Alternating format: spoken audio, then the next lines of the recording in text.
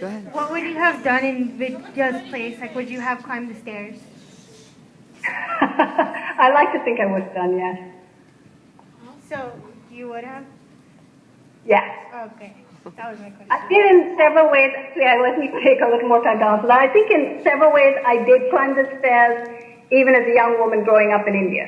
The age that I am, most American women have no real idea of what it's like to be oppressed, but I do. I grew up in India, and in that culture it was a very oppressive culture. It wasn't one, even when I grew up, my family hates it when I say this, but it's the truth.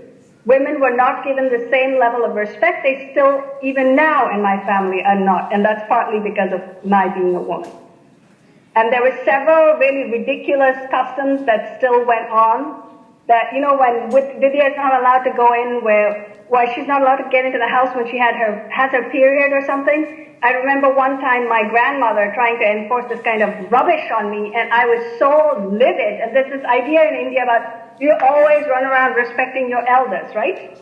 I think I respect people that are good. I think I respect intelligence, and I don't care about age as much.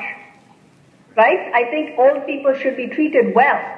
Don't get me wrong. And they need to be looked after. That's something that I think I do take from my culture. But the idea that all old people are wise, no, I'm sorry, I don't buy that. I never have, I never will. And so my family always saw me as quite a bit of a rebel. And in some ways, although my mother did actually climb the stairs and all of that, she is a very different personality. She's not as vocal, if you will. She did fight battles, but she was quite quiet about them, and she was much more subversive about them. And in that way, I think Vidya's character is much more like the person that I am. And I take my battles seriously, and when I do fight, I usually go head on head.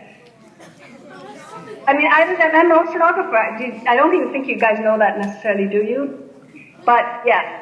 And oceanography, even now, is not a very female-dominated profession. It certainly wasn't when I was a graduate student.